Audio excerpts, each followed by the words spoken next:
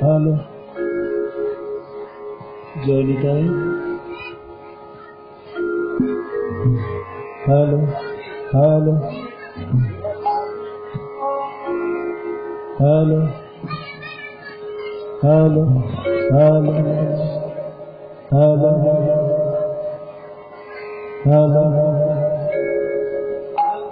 Hello hello জয় নিতাই, জয় নিতাই, জয় নিতাই, জয় নিতাই।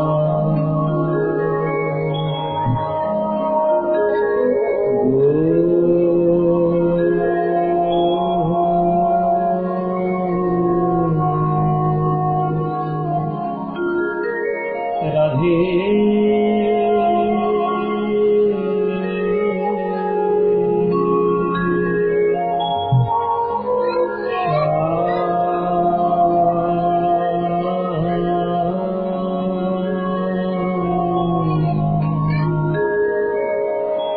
জপ হরে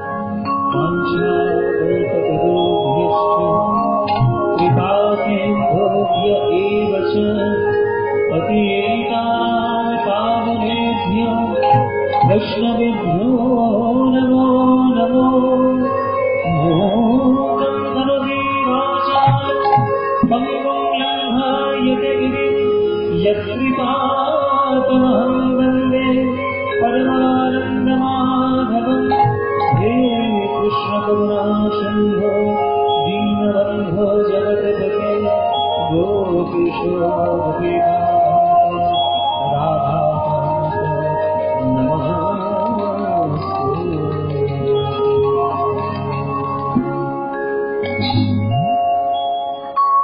वन्दे मातरम् चरणारविन्दव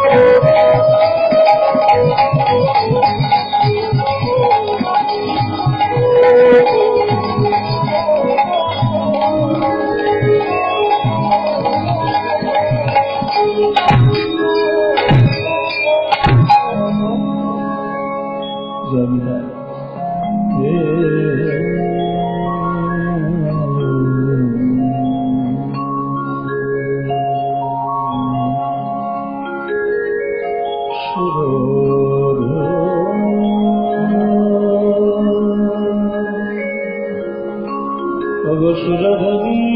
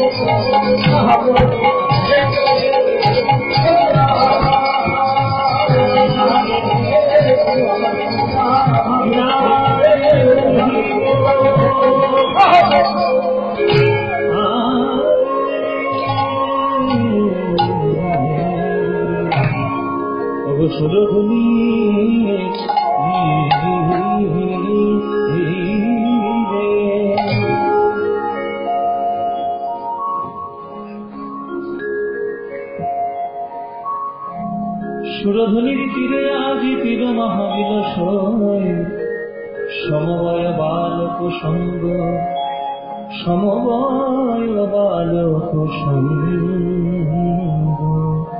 সমবয় বালক সঙ্গ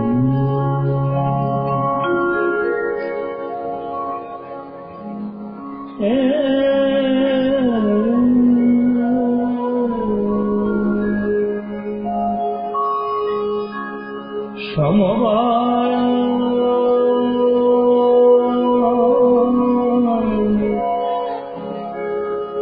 সমবায়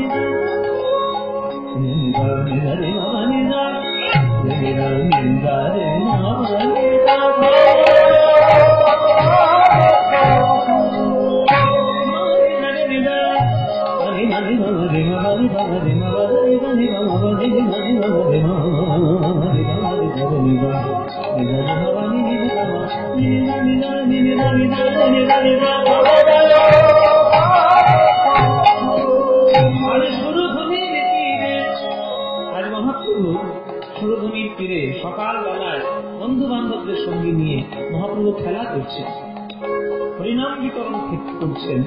মহাপ্রভুর খেলা কি খেলা? ফুটবল খেলাও নয়, ক্রিকেট খেলাও নয়, জাগতিক কোন খেলা নয়। মহাপ্রভুর এক বিশেষ খেলা রয়েছে। সে খেলার নাম কি আপনারা তো সবাই জানেন। মায়েরা সে খেলার নাম কি? মহাপ্রভুর প্রিয় খেলা কি? হ্যাঁ, ফুটবল খেলা, ক্রিকেট খেলা? তাহলে মহাপ্রভুর প্রিয় খেলা কি? যেটা আমরা এখানে শোনার জন্য, এখানে করার জন্য এসেছি, সে খেলা কি? হরি নামের খেলা, হরি নামের খেলা, হরি নামের খেলা,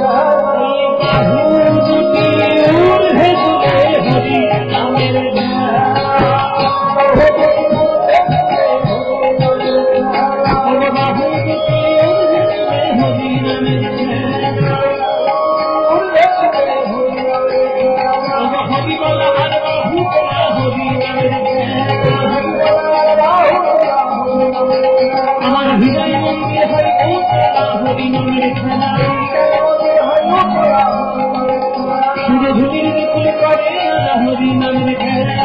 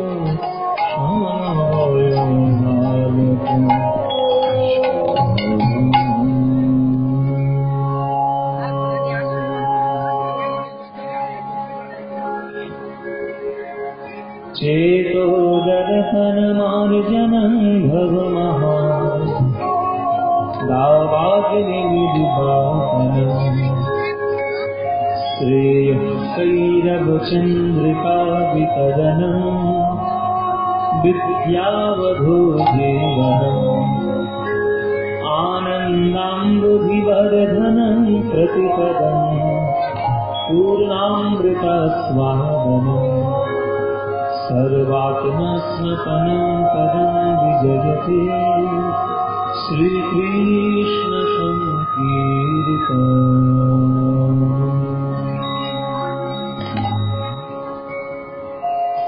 जय विराज। उपस्थित सकल कृष्ण अनुरागी गौर भक्तवृंदेर चरणे आमार कोटि कोटि दंडवत प्रणाम।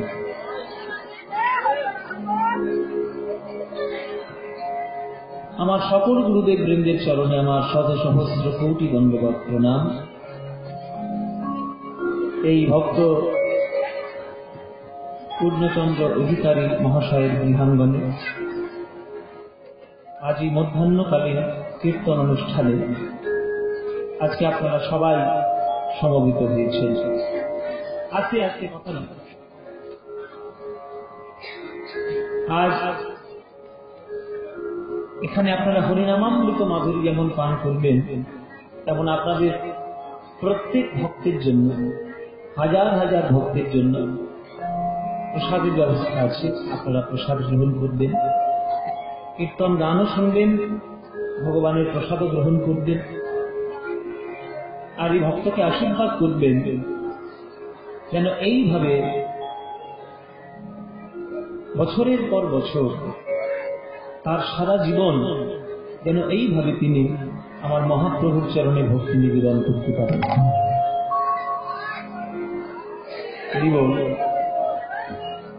সবার ভাগ্যে হয় না এবং সবার সাধ্যও নেই। অনেকের সাধ্য আছে কিন্তু মন নেই।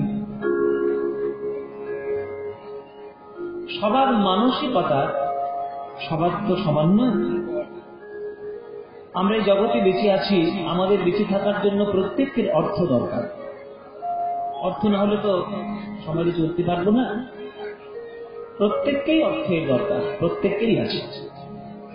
কিন্তু সেই অর্থটিকে কিভাবে, কোন পথে আমি ব্যয় করব, সেটারও একটি বিধান রয়েছে। এই বিধানটা দিয়েছিলেন শুক্রাচার্য। এটা শুক্রাচার্যের বিধান। শুক্রাচার্য বলিকে বলেছিলেন, মহারাজ বলি, যে তুমি তো সংসারী মানুষ, তুমি এই যে দান যত যজ্ঞ করছো, জগতে মহাদানী হয়েছে, সবটুকু নিঃশেষ করে দানী হওয়া ভালো না। যে সংসারী হবে তার কিছু নিয়ম রয়েছে। যে সংসারী হবে তার আবার বেশি বাবাজি বাবাজি ঢংটা ভালো না। আবার যে বাবাজি হবে তার আবার সংসারের দিকে মন গেলে ভালো। যেটা করবে ভালো করে করা। তুমি সন্ন্যাস হবে, তুমি মনে মনে ইচ্ছা করে চমিত্র সন্ন্যাসী হবে। সন্ন্যাসী তুমি হবে, আর স্টেট ব্যাংকের রাস্তা কোন দিকে সেইটাও তোমার জানা থাকবে, তাহলে সন্ন্যাসী হলো না। যদি সন্ন্যাসী হতে চাও, একবারে মনের প্রাণে সন্ন্যাসী হও।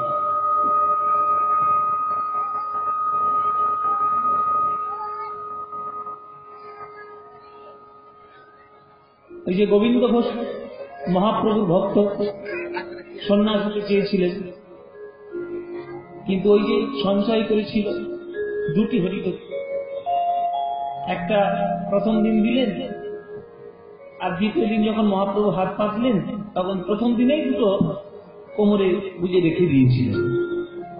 হ্যাঁ, হরিকথা। দ্বিতীয় দিন যেই চেয়েছি আমি সঙ্গে সঙ্গে দিয়ে দিয়েছি। মহাপ্রভু বলছি, তুমি কালকে আনতে দেরি করলে, আজকে তো তাড়াতাড়ি পেরে ফেলি।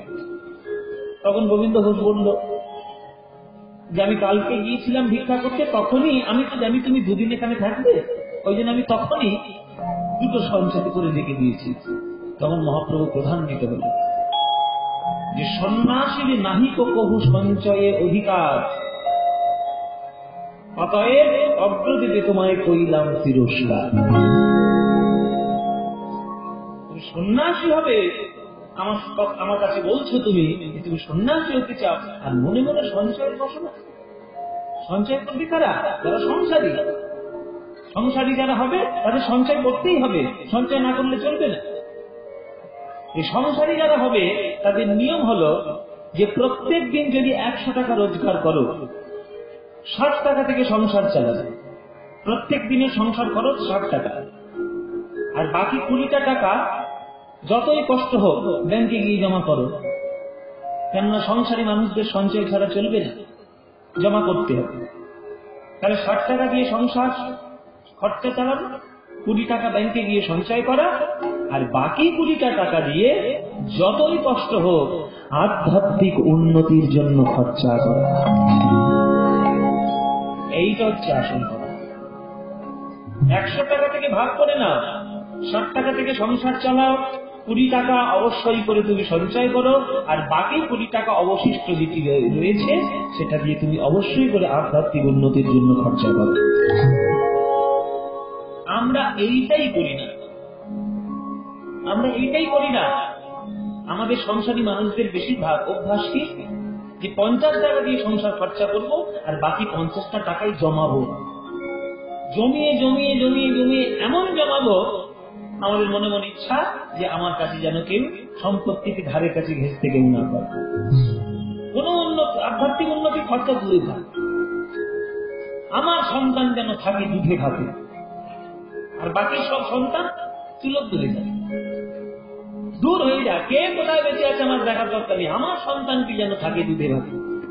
এইটুকু আমাদের ইচ্ছা, কিন্তু এটা চলবে না। সংসারী মানুষদের আধ্যাত্মিক উন্নতির জন্য খরচা করতেই হবে। কি করে খরচা করবেন? বাড়িতে এরকম বৈষ্ণব সেবা দিয়ে দিন, কোন 20টা টাকা দিয়ে কোন অনাথ আশ্রমে দান করে দিন, কোন রামকৃষ্ণ মিশন, কোন ভারত সেবাশ্রম সংঘ, কোন গৌড়ীয় মঠ, কোন নিত্যানন্দের আশ্রম। মোটামুটি তোমার 20টা টাকা দিয়ে যেন ভক্তের সেবা হয়। জীবে ব্রেন করে যে এইজন সেইজন, সেটি ঈশ্বর। আমি তো ভোগ করছি, কিন্তু আমার ক্ষমতা থাকা সত্ত্বেও আমার দ্বারা যদি 10টা মানুষ উপকৃত না হয়, তাহলে আমার এই সঞ্চয় করাটা কোনো মানে নেই, কোনো ফল নেই। সুতরাং এই আধ্যাত্মিক উন্নতির জন্য খরচা করতে হবে। এই ভক্ত এটা প্রত্যেক বছর করে আসছে। আজকের এখানে হাজার হাজার লোকের প্রসাদ সেবা হবে। যারা কোনোদিন হয়তো, যাদের 7 দিন হয়তো পেটে অন্ন পড়েনি, আজকের হয়তো তারই অনুগ্রহে, আমার গৌর গোবিন্দের আশীর্বাদে আজকে তারা হয়তো পেট ভরে হয়তো কিছু অন্ন সেবা পেয়ে যাবে। তারা প্রাণ ভরে এই যে সেবা নিয়ে তারা যে খুশি হবেন, এইটাই তো জগতের বড় সেবা। আর কি রয়েছে? নিরন্ন মানুষের মুখে যদি তুমি একটু অন্ন তুলে দিতে পারো, তার থেকে বড় দান কি? যে পিপাসর্ত তাকে যদি তুমি 1 গ্লাস জল প্রদান করতে পারো, এর থেকে বড় সেবা কি? কিছু না। তাই এই সেবাটা যেন আপনাদের মনের মধ্যে সবার হয়। যার যেমন ক্যাপাসিটি, যার যেমন যতটুকু ক্ষমতা, সেই ক্ষমতা দিয়ে যেন গৌর গোবিন্দের সেবা হয়। তুমি যদি 1000 টাকার মালিক হও, অন্তত 100 টাকা দিয়ে গৌর গোবিন্দের সেবা করো। তুমি যদি লক্ষ টাকা মালিক হও, তাহলে তুমি 10,000 টাকা দিয়ে অন্তত গৌর গোবিন্দের সেবা করো, জগৎজনের সেবা করো। তুমি যদি কোটি টাকার মালিক হও, অন্তত লক্ষ টাকা দিয়ে জগৎজনের যেন সেবা করো। এই সেবা করার মানসিকতা থাকতে হবে, নইলে হবে না। তাই মহাপ্রভুর চরণে নিজেকে নিবেদন করতে হয় এইভাবে।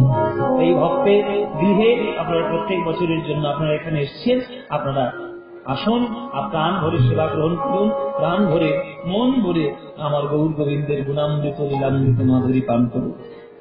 তাই হরিনাম আমার ছাড়া আমাদের কোনো গতি নাই, হরিনাম আমাদের গাইতেই হবে। হরিনাম হরিনাম হরি হরি বল, হরিনাম হরিনাম হরি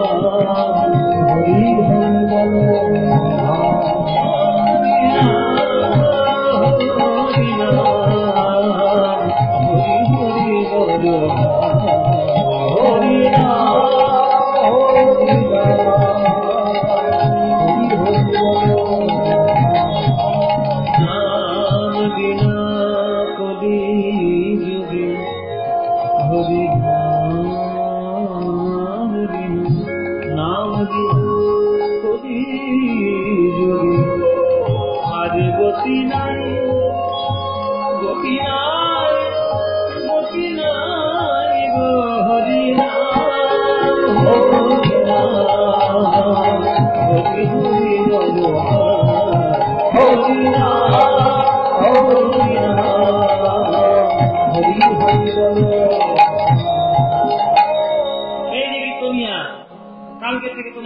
খালি বলছে হরিনাম বলো ভাই, হরিনাম বলো ভাই, হরিনাম বলো। কি করো?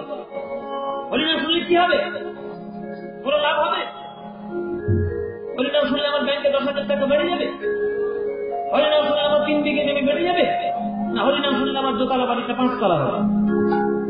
খালি হরিনাম হরিনাম করতে বলছে। হরিনাম কারা করে? যারা দুর্বল তারা করে, যাদের কোনো বল নাই তারা করে হরিনাম। বলে ভাই রে, এই যে ভ্রান্ত ধারণা তোদের মনের মধ্যে আর কবে দূর হবে? হরিনাম করতে করতে মহাপ্রভু চরণ ধরে কেঁদে কেঁদে চলে গেল, আর তার পথের প্রতীক হয়ে জগতে কত বড় বড় রত্নের প্রকাশ হল। তোর নাম কজন চেনে? আর হরিনাম করতে করতে হরিদাস 22টা বাজারের বেত্রাঘাত সহ্য করেছিল, তাকে কজন চেনেছিল? কি বাবা, রামশ্যাম যদুমধু কত ঘুরে ঘুরে বেড়াচ্ছে বাজারে, কে চেনে তাকে? কে জানে তাকে? কিন্তু হরিদাস নাম শুনলেই প্রণাম করতে ইচ্ছা হয়, নাম শুনলেই মাথাটা নিচু হয়ে যায়। যে মুসলমানের ছেলে হয়ে হরিনাম করেছিল বলে 22টা বাজারের বেত্রাঘাত তাকে সহ্য করতে হয়েছে, তবুও সেই হরিদাস ঠাকুর বলেছিল যে খণ্ড খণ্ড যদি করো দেহ যাই মোর প্রাণ, তথাপি না ছাড়িব আমি এই মধুর হরিনাম। আজকে তাকে নাম, তার নাম নিয়ে লোকে প্রণাম করছে। স্বয়ং মহাপ্রভু তাকে কোলে করে নিয়ে তার মৃত দেহটা, তার পবিত্র দেহটি স্বয়ং মহাপ্রভু কোলে করে নিয়ে পুরীর সমুদ্রের তীরে সমাধিস্থ করেছে নিজের হাতে। কার ভাগ্য হয়েছে? তোর ভাগ্য কখনো হবে? এই হরিনাম করেছিল জগাই মাধাজ, রাস্তার পাশে বসে বসে মদ খেত আর নবদ্বীপে অত্যাচার করে বেড়াত। নিত্যানন্দের করুণায় সেই জায়গায় মাথায় যখন হরিনাম পেল, তখন হাত থেকে মদের হাঁড়ি চলে গেল, হাতে চলে এলো জপের মালা।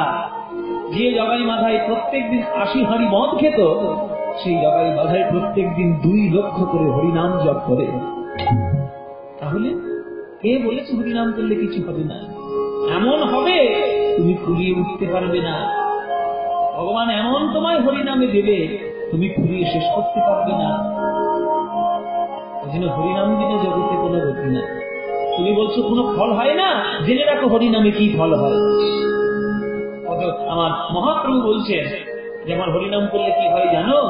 এই যে শ্লোকের মধ্যে বলছে, আমি যে শ্লোকটা প্রথম উচ্চারণ করলাম, চেতো দর্পণ মার্জনম ভবমহ দাবাগিনী নির্বাপনম শ্রেয় কৈরব চন্দ্রিকা বিতরণম বিদ্যাবধূ জীবনম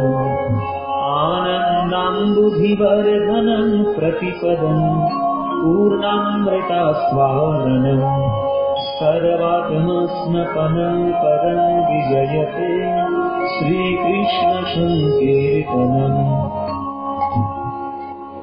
একবার সঠিক হরিনাম উচ্চারণে, হরি উচ্চারণে, কৃষ্ণ উচ্চারণে সঠিক 7টি ফল লাভ হয়।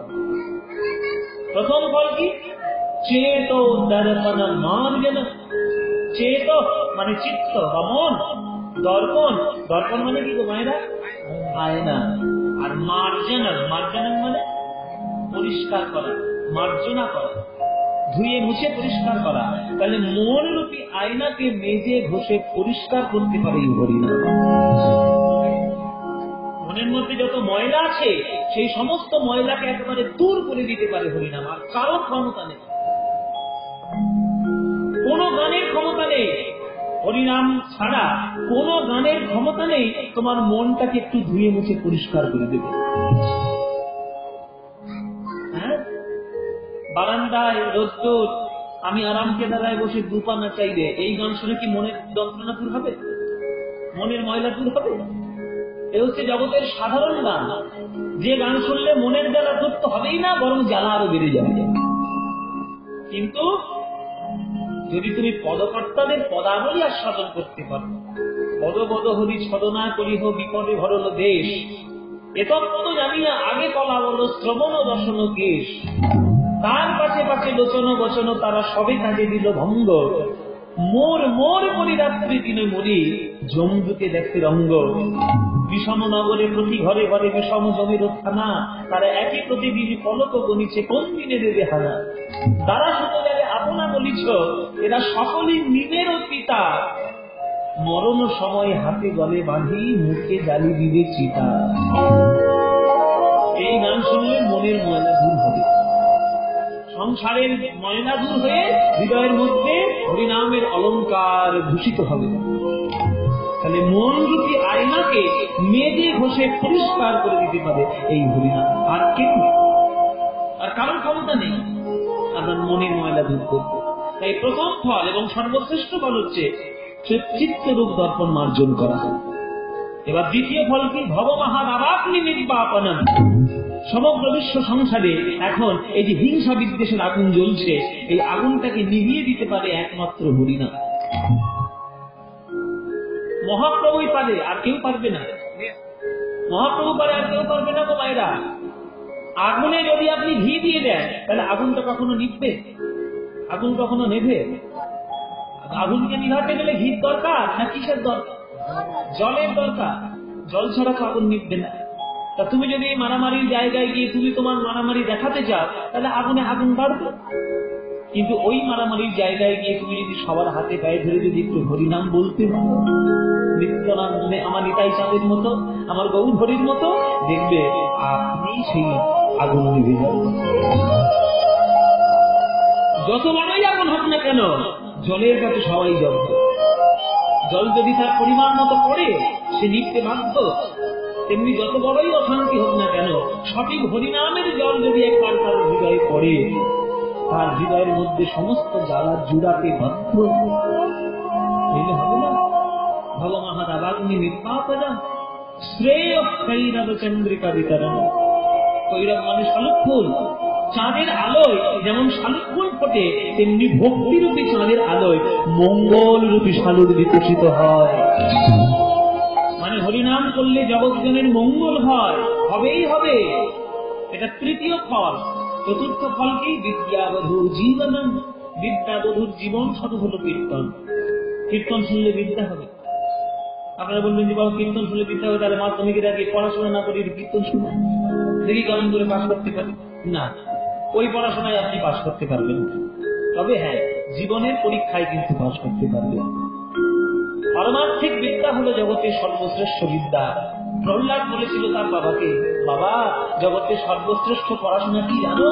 শ্রবণম কীর্তনম বিষ্ণু শরণম পাদ সেবনম অর্চনম বন্দনম লক্ষণদাস্যম আত্মনিবেদনম। নববিধা ভক্তি হলো জগতের সর্বশ্রেষ্ঠ পড়াশোনা। এই নববিধা ভক্তি আগে দরকার, তারপরে তুমি যেখানে খুশি পড়াশোনা করো। ভক্তি নাই, তোমার মধ্যে পড়াশোনার উন্মেষ হবে কি করে? তাই বিদ্যাবধূর জীবন শুরু হলো কীর্তন।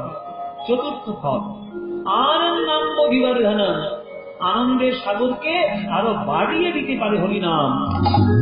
হরিনাম শুনলে কি আনন্দ হয় সেটা কি তোমাদের নতুন করে বোঝাতে হবে মায়েরা? কি আনন্দ হয় কি হয় না? হয়তো এমন আনন্দ হয় যে এই আনন্দ খাতার পাতায় লিখে বর্ণনা করা যাবে না। এই আনন্দ অবর্ণনীয়, এই আনন্দ অতুলনীয়, এই আনন্দ অসীম, এর কোনো সীমা নেই। হরিনামে কি আনন্দ! যদি সঠিক কীর্তনের জায়গায় কখনো কীর্তন শুনতে যান না, দেখবেন কিরকম আনন্দ তাদের। এক পদাবলী গান গাইতে গাইতে তাদের চোখের জলে মুখ ভেসে যাচ্ছে। এক পদাবলী গাইতে গাইতে যেন এই মহাপ্রভু নেমে আসছেন। এত তাদের আকুলতা, এত তাদের ভাব। তো সেখানে আনন্দের কোন সীমা রয়েছে? অসীম আনন্দ, অসীম আনন্দ। এই আনন্দের সাগর তারা বাড়িয়ে দিতে পারে। আনন্দাম্ব বিবর্ধন প্রতিপদান পূর্ণামৃতাস্বাদন। কীর্তনের প্রতি পদে পদে অমৃতের স্বাদ। যে একবার মন প্রাণ দিয়ে বুঝবে, সে বুঝতে পারে। সমুদ্রের তলায় কোথায় রত্ন লুকিয়ে রয়েছে, এটা কি আমি সাধারণ মানুষ হয়ে জানবো? আমি জানবো না, কিন্তু কি জানবে? যে ডুবুরি, সে ঠিক জানবে। যে ডুবুরি হয় সে জানে যে সমুদ্রের কোন জায়গায় গেলে আমি প্রবাল পাবো, কোন জায়গায় গেলে আমি মুক্ত পাবো, কোন জায়গায় গেলে মণিমাণিক কবি পাবো। ডুবুরি হতে হবে, নইলে মণিমাণিক্যের সন্ধান পাওয়া যায় না। এই কীর্তন হচ্ছে বিরাট সমুদ্র, অসীম সমুদ্র। এই সমুদ্রে প্রেমরূপী রত্ন কোথায় লুকানো আছে সেটা জানতে গেলে, সেটা বুঝতে গেলে গুরুপাদ পদ্ম স্মরণ করে কৃষ্ণ নামের ডুবুরি হতে হবে, তবেই সেই রত্নের সন্ধান পাওয়া যাবে। প্রতিপদান পূর্ণামৃতাস্বাদন। আর শেষ ফল কি? সর্বাত্মা স্নাতনম পরম নিগায়িত শ্রীকৃষ্ণ সংকীর্তনম। সর্ব আত্মাকে একসঙ্গে স্নান করিয়ে দিতে পারে এই হরিনাম। এই যে আমি গান গাইছি, এই মাইক্রোফোনের কি দরকার? মাইক্রোফোনের কি দরকার? আমি এখানে যদি মাইক্রোফোনটা সরিয়ে দিই, জোরে জোরে কথা বলে শুনতে পাবো, জোরে জোরে কথা বলে শুনতে পাবে না। কিন্তু মাইক্রোফোনের কি দরকার? এই মাইক্রোফোনের আওয়াজে এই হরিনামটি যত দূর যাবে, যত দূর এই হরিনামের ধ্বনি ছড়িয়ে পড়বে, ততদূর শুধু মানুষ নয়, সমগ্র জীব জগৎ, স্থাবর জঙ্গম, একেবারে কীট পতঙ্গ, সকল জীবাত্মা একসঙ্গে হরিনামে উদ্ধার পেয়ে যেতে পারে। জপ তিন প্রকারের আছে: বাহ্যিক জপ, মানসিক জপ এবং উপাংশু জপ। বাহ্যিক জপ করলে কি হয়? জগৎ কল্যাণ হয়। উপাংশু জপ করলে কি হয়? দেহের শুদ্ধি হয়। আর মানসিক জপ করলে মনের শুদ্ধি হয়। মনের শুদ্ধি, দেহ শুদ্ধি আর জগৎ শুদ্ধি। হরিদাস এই তিন রকমের নাম 1 লক্ষ করে করতেন। 1 লক্ষ উপাংশু জপ, 1 লক্ষ বাহ্যিক জপ, 1 লক্ষ মানসিক জপ। এই 3 প্রকারের জপ করতেন। ওই জন্য তার 3 লক্ষ হরিনাম প্রত্যেক দিন হতো। তাহলে মনে করুন মায়েরা, একটা লোক পুকুরের পাড়ে দাঁড়িয়ে রয়েছে আর একটা লোক পুকুরের মানে জলে দাঁড়িয়ে রয়েছে। তাহলে যে জলে দাঁড়িয়ে রয়েছে সে স্নান করার সৌভাগ্য পাবে, স্নান সে করতে পারবে।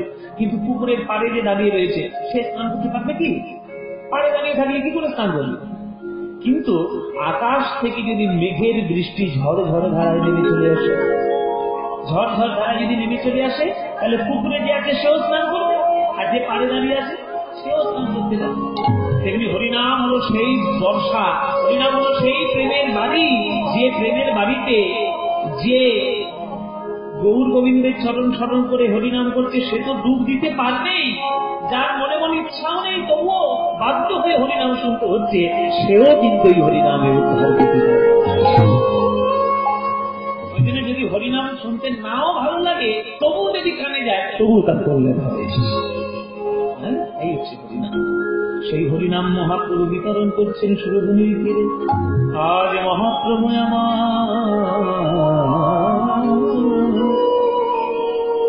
প্রভাত বেলায় সকল ভক্তগণ সঙ্গে লইয়ে সবার চরণে ধরে ধরে হরিনাম বিতরণ করছেন। আজকে আমরা যে বিষয়ে আলোচনা করব, আজকে আমরা যে বিষয় যে ভক্তের কথা স্মরণ করব, তিনি গৌরাঙ্গ একজন পার্ষদ এবং গৌরাঙ্গের খুব গুরুত্বপূর্ণ একজন পার্ষদ। যে পার্ষদের কথা আজকে আমরা বর্ণনা করব, সে পার্ষদের নাম হল ভক্ত অভিরাম ঠাকুর মহাশয়। অভিরাম ঠাকুর গৌরাঙ্গ পরিজনদের মধ্যে একজন বিশেষ পরিকর, বিশেষ পার্ষদ। ইনি না হলে গৌরাঙ্গ লীলা পরিপূর্ণ হতো না। আজকে আমরা তার কথা শুনবো। তার নাম আমি কি বললাম মায়েরা? কি বললাম আমি? সবার কি বলতে হবে? কেমন শুনছি আমি? কোন ভক্তের কথা বললাম? অভিরাম ঠাকুর। গৌরাঙ্গ ও অভিরামের মিলন, গৌরাঙ্গ অভিরামের মিলন প্রসঙ্গ আজকে আমরা স্মরণ করি। চলো, আজকের মহাপ্রভু আমার সুরধুনির তীরে সবার চরণ জড়িয়ে ধরে প্রেম বিতরণ করছে। সুরধুনির তীরে নিরমাহাদিল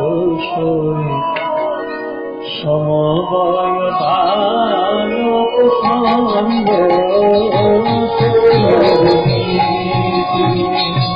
নিরমাহাদিল সমবয় বালক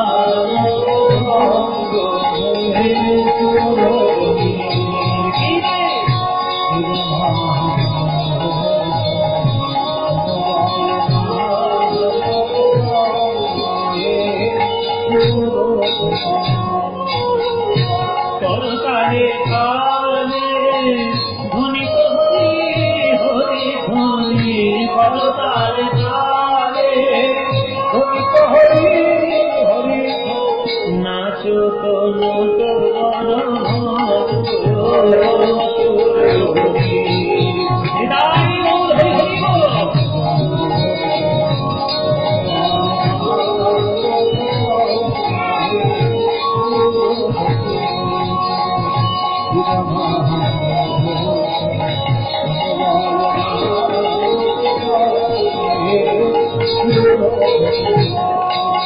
জয় শচী নন্দন ত্রিভুবন বন্দন, পূর্ণ পূর্ণ অবতার। জয় শচী নন্দন ত্রিভুবন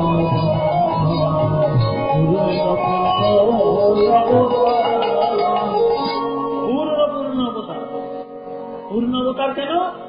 অন্তে কৃষ্ণ বহির্গোরা, অন্তে কৃষ্ণ বহির্গোরা যেই পড়ে মনে আপনা আপনি প্রভু ধরাই চরণে। পদাবলিতে আছে রাধা কৃষ্ণ একই আত্মা দুই দেহ ধরি, অন্যান্য বিলসের রস আস্বাদন করি, সেই দুই তনু এবে চৈতন্য রসাদিতে রহে হইলা এক ঠাঁই।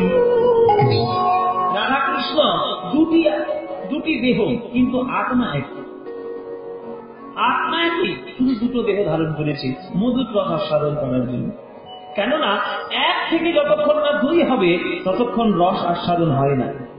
এক থেকে দুই হতে হয় তবে রস আস্বাদন হবে। মনে করুন আমি একটা আত্মীয় ছেলেকে কোলে করে নিয়ে আদর করছি, আমার কাকার ছেলেকে নিয়ে আদর করছি, আমার বোনের ছেলেকে নিয়ে আদর করছি, আমি পিসির ছেলেকে নিয়ে আদর করছি। এই আদরটা আদর হচ্ছে বটে, তবে পরিপূর্ণ বাৎসল্য রস হচ্ছে না।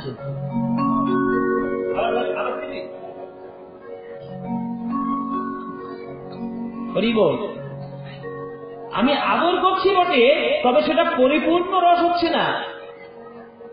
পিসির ছেলে, মাসির ছেলে, কাকার ছেলে, জ্যাঠার ছেলে, এদের কোলে করে নিয়ে আদর করা, আর আমার অঙ্গজাত সন্তান যখন একটি জন্ম নেবে তাকে কোলে করে নিয়ে আদর করা, আকাশ আর পাতাল পার্থক্য দিচ্ছে কি, তাই না?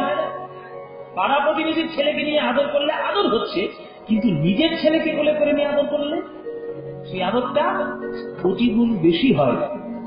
তেমনি ভগবানও মনে মনে ভাবলেন আমাকে মধুর রস আস্বাদন করতে হবে, একা একা তো রস আস্বাদন হয় না, তাই নিজ অঙ্গ থেকেই রাধারানীর জন্ম দিলেন। একটাই অঙ্গ, শুধু দুই রূপ ধারণ করেছে, একই আত্মা দুই দেহ ধারণ করেছে, একটি পুরুষ মূর্তি, একটি নারী মূর্তি। যখন তিনি পুরুষ মূর্তি ধারণ করেন তখন তার নাম হয় কৃষ্ণ, আর যখন তিনি নারী, সেই ভগবান যখন নারী মূর্তি ধারণ করে তখন তার নাম হয় ভগবতী প্রেমময়ী রাধা। সেই রাধা কৃষ্ণ একই আত্মা, দুই দেহ ধরি অন্যান্য বিরসী রস আস্বাদন করি।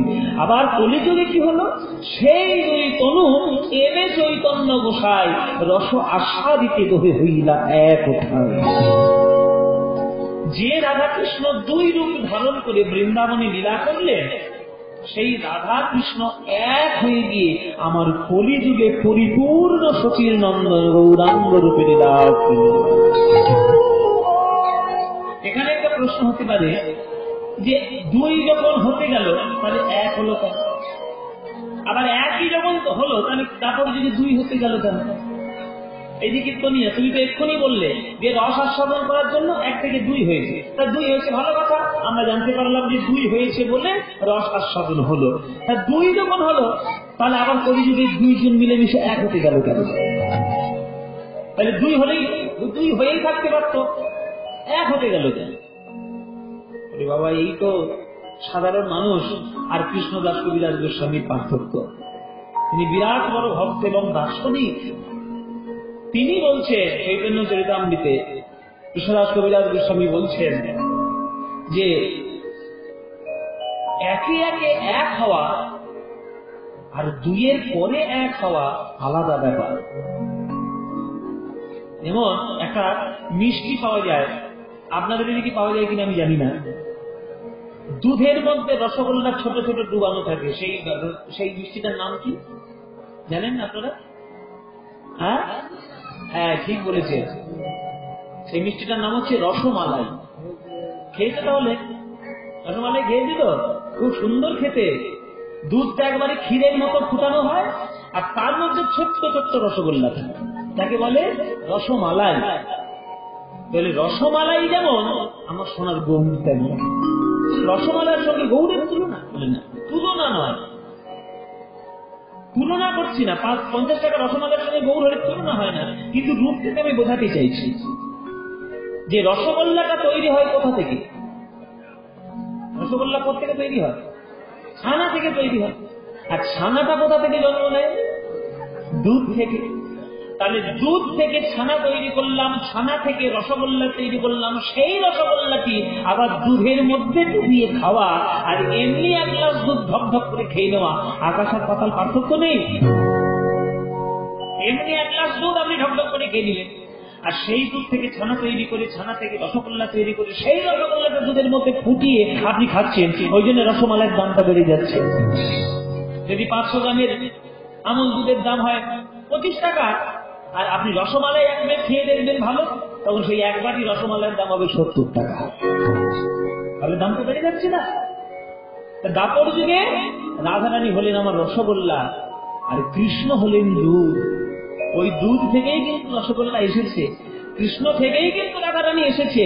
আর যখন কলিযুগ পড়লো সেই রসগোল্লা আবার দুধেতেই মিশে গেল, মানে রাধা কৃষ্ণের সঙ্গেই মিশে গিয়ে কলিযুগে রসমালাই হয়ে গেল, মানে সোনার গৌরাঙ্গ হয়ে আমার কলিযুগে তিনি অবতীর্ণ হলেন। ওই জন্যে গৌরাঙ্গের দাম আরো অনেক বেশি। বৃন্দাবনে রাধা গোবিন্দের দাম যত না বেশি, তার থেকে আরো বেশি দাম আমার গৌরাঙ্গ মহাপ্রভু। কেননা রাধা কৃষ্ণ দুই তনু মিলেমিশে এক হয়ে আমার সোনার গৌরাঙ্গ হয়েছে। হ্যাঁ, ওই জন্যে সেই গৌহরিকে তো ডাকতেই হবে। জয় সচিনন্দন ত্রিভুবন বন্দন পূর্ণ পূর্ণ অবতার। জয় সচিনন্দন ত্রিভুবন পূর্ণ পূর্ণ অবতার। ভব ভয় ভঞ্জন নাম রঞ্জন ভব ভয় ভঞ্জন সংকীর্তন সংকীর্তন চম্পক গৌর প্রেমভরি শঙ্করী চম্পক গৌর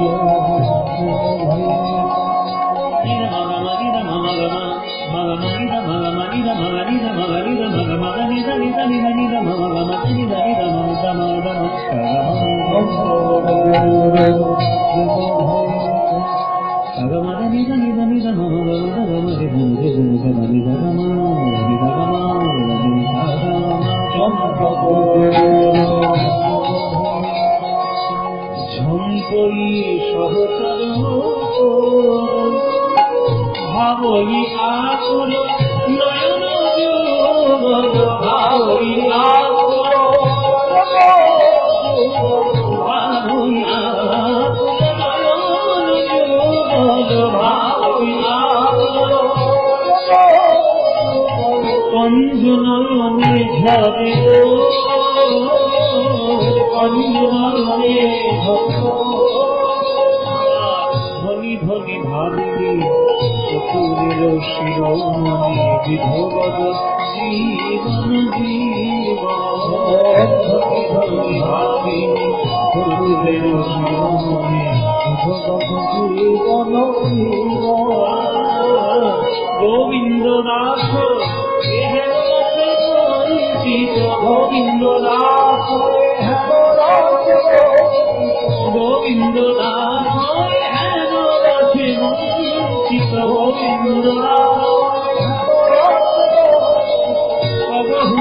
মনে নাহি মনে মনে নাহি মনে নাহি।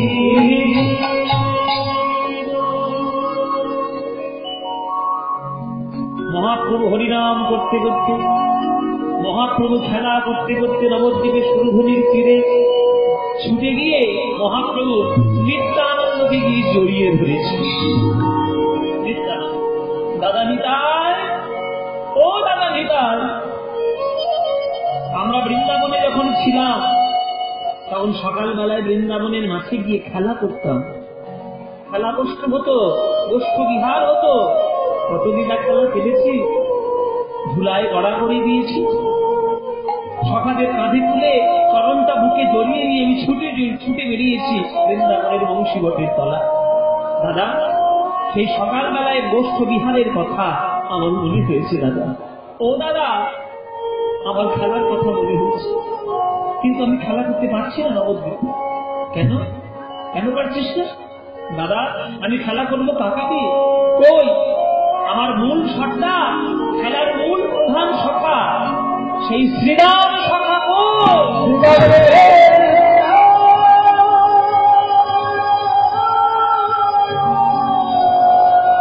আমার শ্রীরাম সখা একটু বেঁধে দাও দাদা, তাহলে আমি খেলতে পারছি না। শ্রীরাম সখা, এই শ্রীরাম সখা হচ্ছে কৃষ্ণের বন্ধুদের মধ্যে প্রধান সখা।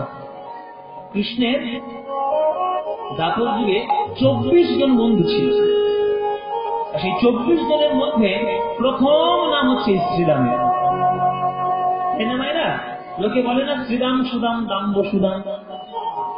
হ্যাঁ, শ্রীরাম সুদাম দাম্ব সুদাম, প্রথম নাম হচ্ছে শ্রীরাম। শ্রীরাম না হলে খেলা হবে না, শ্রীরাম না হলে গোষ্ঠ হবে না। সকালবেলার গমন গোষ্ঠে শ্রীরামকে দরকার, আবার বিকেল বেলার উত্তর গোষ্ঠে সেখানেও শ্রীরামকে দরকার। ওই জন্য দুই দিলাতে পদাবলীর মধ্যে শ্রীরামের নাম উল্লেখ রয়েছে। শ্রীরাম কহিছে বাণী শুনো মাগনন্দ রানী, এগুলো হচ্ছে সকালবেলার গোষ্ঠের পদের মধ্যে কথা, সেখানেও শ্রীরামের কথা আছে। আবার উত্তরবর্তী যখন করছে পাল গাড়ো করো শ্রীরাম সন্ধ্যাও সিঙ্গার, সেখানেও শ্রীরামের কথা। মানে যাওয়া হোক আর আসা হোক, শ্রীরাম না হলে গোষ্ঠলীলা হবে না কৃষ্ণ। এবার নবদ্বীপে মহাপ্রভু মনে করেছে গোষ্ঠলীলার কথা, কিন্তু শ্রীরামকে দেখতে পাচ্ছেন না। শ্রীরামকে দেখতে পাচ্ছেন না বলে আমার মহাপ্রভু উদ্বিগ্ন হলেন। আমার শ্রীরাম সভা কই? শ্রীরাম সভা না হলে তো আমি খেলতে পারবো না। ও দাদা, আমার শ্রীরাম সভাকে তুমি এনে রাখো দাদা। শ্রীরাম সভার কথা মনে করে মহাপ্রভু চলে যাচ্ছেন নবদ্বীপের সীমানা পরিত্যাগ করে বৃন্দাবনের পথে পা বাড়িয়েছে। কোথায় রে ভাই শ্রীরাম সখা, আয় রে কাছে আয়। কোথায় রে ভাই শ্রীরাম সখা, আয় রে কাছে আয়। কোথায় রে ভাই শ্রীরাম সখা, আয় রে কাছে আয়। কোথায় রে ভাই মেরে কাছে আমার সে আমার ভাব সে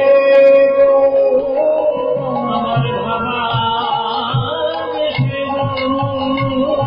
আমার ভাব সে। ওই দেখো ব্রজের পথে ভাই, পথে ধারে পথে ধার। কোথায় রে ভাই শ্রীরাম সখা, আয় রে কাছে আয়। কোথায় রে ভাই শ্রীরাম সখা, আয় রে কাছে আয়। শ্রীরাম রে শ্রীরাম রে শ্রীরাম রে, ওরে ভাই শ্রীরাম রে শ্রীরাম রে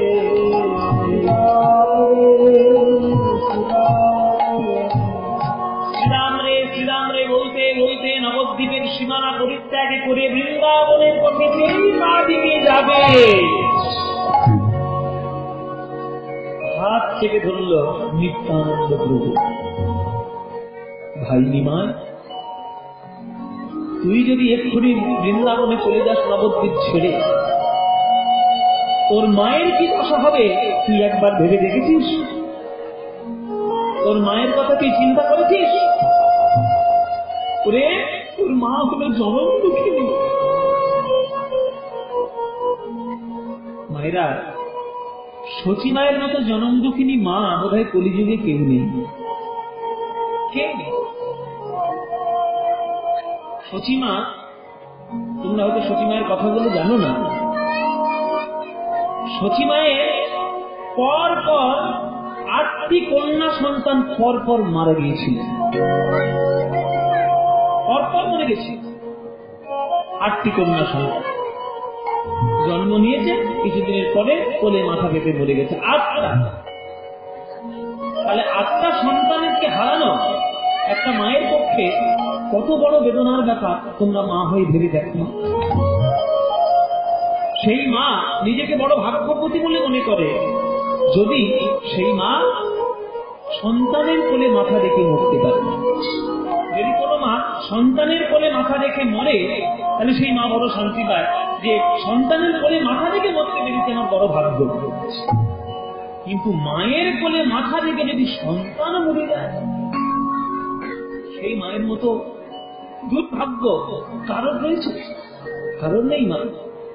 আর শচী মায়ের একটা দুটো নয় 8টা কন্যা সন্তান পর পর মরে গেছিল। তারপরে তার একটি পুত্রের জন্ম হতো, তার নাম বিশ্বরূপ। সেও আবার যখন একটু বড় হয়ে পড়াশোনা শিখলো, শাস্ত্র জ্ঞান তার হলো, আর সংসারের প্রতি তার মন থাকলো না। চিরকালের মতো সংসার পরিত্যাগ করে চলে গেল সন্ন্যাসী। বাড়ির বড় ছেলে চিরকালের মতো সন্ন্যাসী। এই দুঃখ কষ্ট সহ্য করতে না পেরে জগন্নাথ মিশ্র স্বর্গে চলে গেল। সবই চলে গেল, স্বামীও মারা গেল। তাহলে 8টা কন্যা সন্তানের মৃত্যু দেখল। নিজের বাড়ির বড় ছেলে নিজের বড় পুত্রকে চিরকালের মতো সন্ন্যাসী হয়ে চলে যেতে দেখল, নিজের স্বামীর মৃত্যু দেখল। শেষ ভরসা আমার নিমাই। তাই নিমাইকে তাড়াতাড়ি বিয়ে দিয়ে দিল। প্রথম যে স্ত্রীর সঙ্গে বিয়ে হয়েছিল, যে কন্যাটির সঙ্গে, তার নাম হচ্ছে লক্ষ্মীপ্রিয়া। মহাপ্রভু যখন পূর্ববঙ্গ ভ্রমণ করতে গেলেন, এদিকে নবদ্বীপের সর্বদর্শনে সেই লক্ষ্মীপ্রিয়া মৃত্যুবরণ করল। নিজের বউমাও চোখের সামনে মরে যায়। কি আশ্চর্য আমার সচিমায়ের জীবনে! 8টি কন্যা সন্তান মরে গেল, নিজের বড় পুত্র চলে গেল, স্বামী পর্যন্ত চলে গেল, নিজের বৌমাটাকে পর্যন্ত চোখের সামনে মরতে দেখল। সেই মায়ের একমাত্র আশা ভরসা আমার নিমাই। তুই একমাত্র আমার মায়ের আশা ভরসা। তুই যদি চলে যাস আমার মার বাঁচবে না রে। যখনই শুনতে তুই বৃন্দাবনে চলে গেছিস আমার মা মরে যাবে। তুই কি তাই চাস তোর মা মরে যায়? না দাদা, আমি কখনো চাইতে পারি আমার মাকে আমি মৃত্যুর মুখে ফেলে দেবো? কিন্তু শ্রীরাম না হলে তো আমি খেলা করতে পারছি না। কি করবো আমি লীলাও সম্পাদন করতে পারছি না, আর আমি মাকে মৃত্যুর মুখে ঠেলেও দিতে পারছি না। আমি ধর্মদ্বন্দ্বে পড়ে গেলাম, কি করবো? তখন নিত্যানন্দ বলছে, আমি আছি কি করতে? আমি আছি কি করতে? আমি তোর দাদা।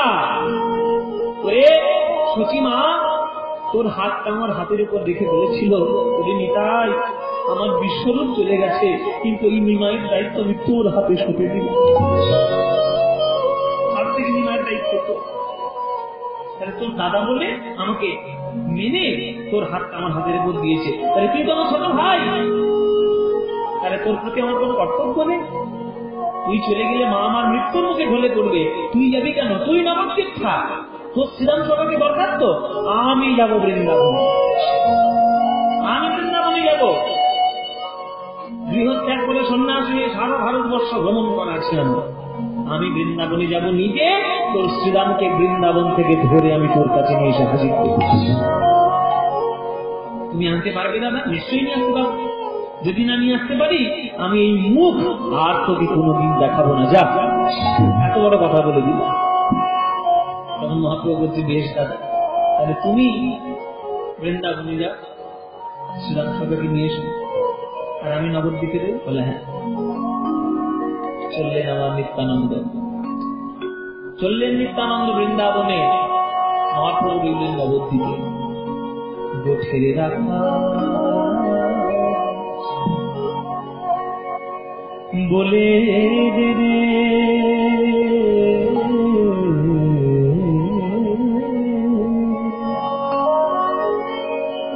কোথায়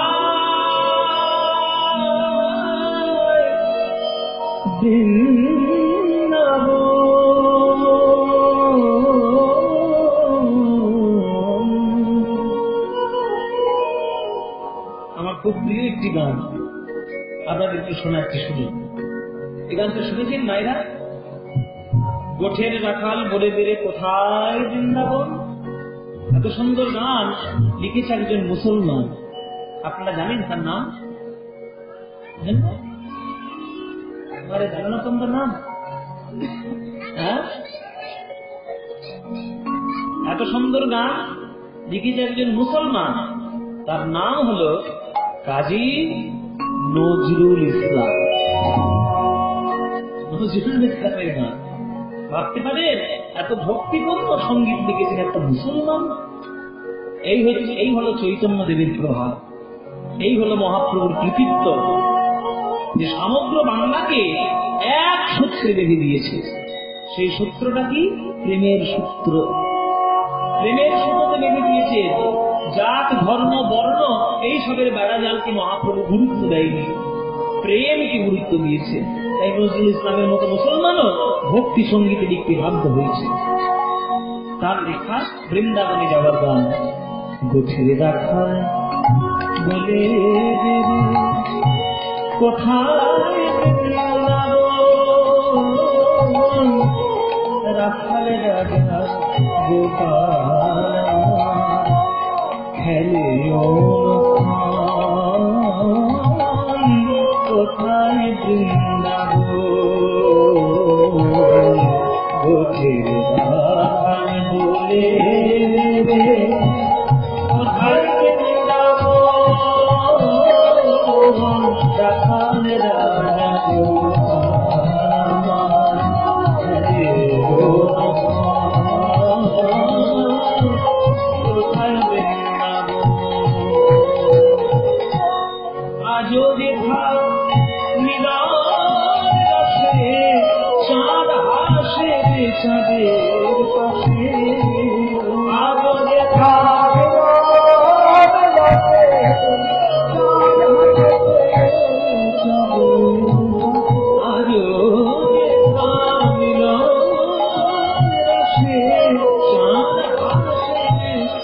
নদীর পাশে আজও